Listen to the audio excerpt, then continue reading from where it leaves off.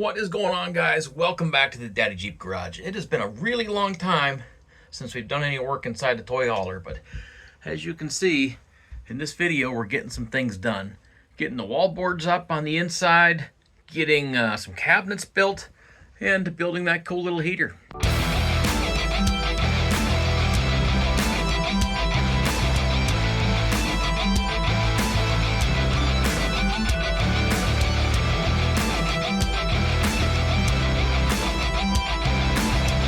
All right, now that we have everything laid out and marked on the sheet metal, we're going to go ahead and cut it out with a plasma cutter. I've already made a few cuts, but this tool is so fantastic for this kind of stuff.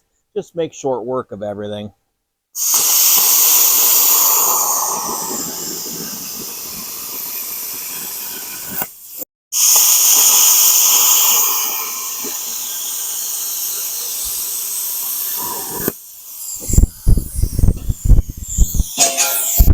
I've got this all laid out on the sheet metal. I did it all so I could make one cut, or well, one big chunk of metal. So I laid out all of the different faces of it, and then the front face here has the 4 openings on the top for the heat distribution, and then the larger opening for the door. When we get down to the bottom, you'll see the mirror image of that with the other 4 holes. That'll all make sense in a little bit when we bend this thing up and weld it together. Now we're bending this thing up, and it's kind of a pain doing it over the edge of a bench. It's not as accurate as it potentially could be, but it's what we got. It's what we're working with.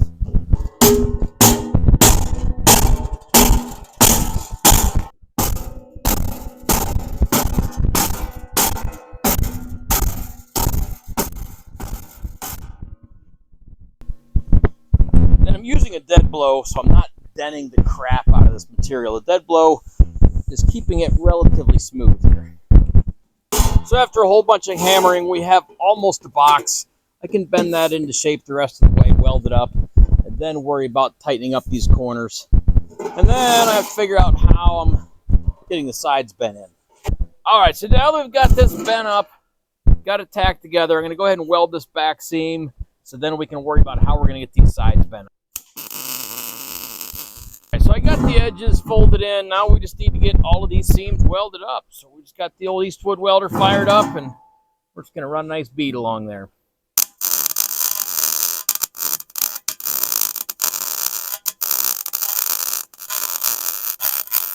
So we've got all 4 heat exchangers in. I've got it mostly welded. I need to weld across the top, but I wanted to kind of show the face of this thing. So fire down below. These heat exchangers are what's going to blow the heat out of that whole thing. I think this thing's going to put out probably way more heat than I want for my little camper, but it's what we have. We can always go with less fire, which isn't necessarily a bad thing. It's going to take a whole bunch of testing, but we'll see how it works. We just finished welding these top edges in.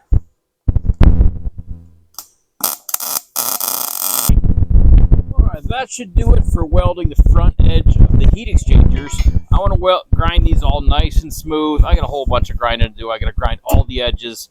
And then, of course, I have trimmed the back of the heat exchangers so they're pretty close to flush there. And then I can build my, my air system that's going to blow the air through these heat exchangers. All right, so the next step in this whole candle oven thing is I went down to the local Dollar General and I picked up a couple tubs of shortening and a bread pan, which fits inside that oven really nicely. So the next step is taking some lantern wicks and dropping them into there. And it's kind of hard to film and drop at the same time. So I've got them all hooked to a piece of cardboard so I can get them to stand straight up. All right, so we're well into the testing phase of my mini camper heating apparatus. It's been some testing. So what I originally had was it wasn't building the heat that I wanted. I felt that the heat was just traveling between my heat exchanger tubes and right out the stack. It just wasn't having time to heat up my heat exchanger tubes. So what I did, you can still see over here, is I just cut a slit across there and I shoved another piece of sheet metal across the top that covers almost the entire area. I have about 1/8 of an inch all the way around it. And then I welded it to the heat exchanger tubes to create a baffle to help hold that heat in, which helped dramatically. So if I go ahead and I shoot my temperature gun in there, look at that. I got almost 270 in that tube. 255 in that one. 230 in that one. And we're dropping below 200 on this one. So that is my next challenge that I'm running into, is for some reason the fire on the right side is not burning as well as the fire on the left side. So you can see I added a bunch of holes across the bottom. We're up to a 1/4 inch diameter to try to, I thought maybe it was an airflow problem, but I don't know what it is. Let me open this thing up. All right, you can see at first those two right ones were a little smaller, but they perked up once they got some air. I think it's a whole lot better. I think maybe we need a little more airflow. Maybe I need to drill those holes just a little bit more, but it is working pretty good. I mean, I'm a few feet back and I can feel the heat coming out of the heat exchanger tubes. So, so far so good. I think this is gonna heat up the camper really well, and I probably don't need all 6 of those wicks burning. I think that might even be a little overkill. All right, I think we're getting this thing dialed in. So I've been playing around, drilling different holes. I did end up adding the wool trim all the way around the door. I used to have it out at the bottom to create that airflow, but then I started drilling holes in the bottom of the cabinet. I've got a 1/2 1/4 inch, 1/2 3/8 holes, which seems to be about the right recipe. Right now we're running 240 on the outside, 280-ish in that one, 280-ish in that one, and again about 240 on the outside. So pretty consistent heat. I got my fire dialed in now that it's pretty consistently burning all the way across. So I think that's pretty darn good. I think, you know, roughly a 240, 250 degree output is going to heat my small camper pretty well. So I think we're just about got this thing licked. We're going to get it installed in the camper here next.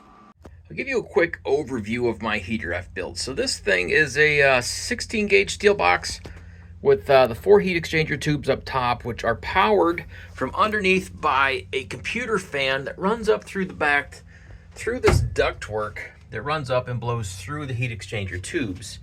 So of course I fabricated this door, a little pin. I gotta build a better pin, but fasten that hole to open it up. You can see inside we are running a Crisco candle, and that's all it takes. Fire that thing up, close up your door, makes heat. I still have to build an adjustable air intake system. I've got all the holes drilled, but I need to build a slider to go over that. Of course, the exhaust runs up, goes out through the wall of the camper. Exhaust is coated with high temp silicone from DEI. It's for like car exhaust stuff for under wraps and whatnot, just to help protect that pipe, insulate it a little bit more. The stove itself is all painted with some high temp stove paint. I did run it inside the camper, and I need to bake that paint off a whole bunch more because it outgassed a bunch in here and got kind of gross. So we've got to run this a couple more times with the windows open to get it to fully burn off of that paint. And then let's step outside. My exhaust runs back out through the wall. I built this cap for when I'm not using it to keep the critters out. And that's my exhaust that runs out through the wall. You can see I've got some carbon buildup. I might build something that screws onto here that gets it up above the roof more. But for now, it's all about function. If I stain up my wall just a little bit, I can live with that. It's test time. If you can see my breath, it is freaking cold out here in the camper. We are currently at about 19 degrees in the camper. So I went ahead and I got the stove fired up. Let's see here, get it opened up. You can see we got some fire going in there. So we're gonna give it, I don't know, we're gonna give it about a half an hour. We're gonna come back and see how much this little camper is heated up with the stove burning from 19 degrees. So I'll be back in 30 minutes. 30 minutes in, and this heater is putting out really good heat. I'm getting some off-gassing from the paint, which I should have expected, but I didn't. So it's really stinky in here, but that's okay for now. But so far, we've gone from 19 degrees to just about 40 degrees in 30 minutes. So it's real good performance. This thing's cooking really hot, hotter than I would like. So I haven't put my my vent on there, or my damper, or whatever you want to call it, on there yet. And I definitely see that I need to, but it's doing great. It's heating this place up really fast. So again, with that damper, I can let it run pretty hot for a while and then choke it back down later.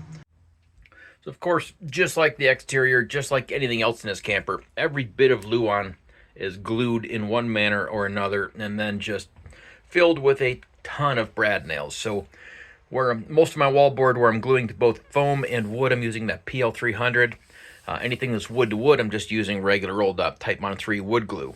So like the window trim is all Titebond 3 wood glue because it is wood to wood.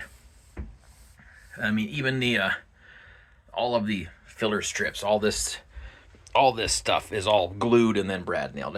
I want as much strength in this unit as I can, and that's what it takes. All right, so I talked a little bit earlier about my fold-out bed. You can see that again here, how it folds up into a nice little couch. And above that, I went ahead and built a cabinet with these massive antlers from the tiny deer I shot this year.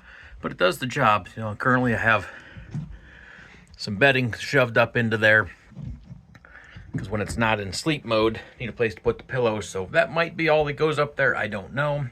Then you can see the wallboard. Again, just Luan like everything else in the camper.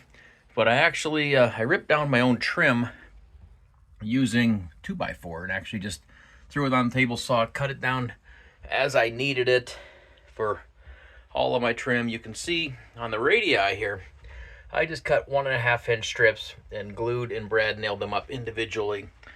Same up top. Might not be as smooth and clean as I would have liked, but it gets the job done, and I just couldn't get the board to bend the way I really wanted to. So it's good, it'll work just fine.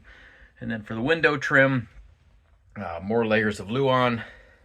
It's very bright, I don't know if you'll be able to see it. And then even all of the panel seams was again more trim that I cut out of 2x4.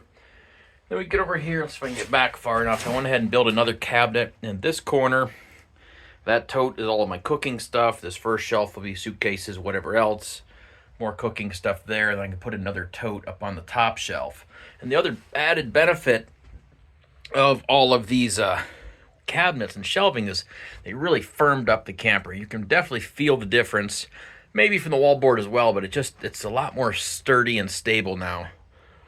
And then this side as well was mostly done. Someday I'll finish up this cabinet down here. Currently it's just full of crap. All right.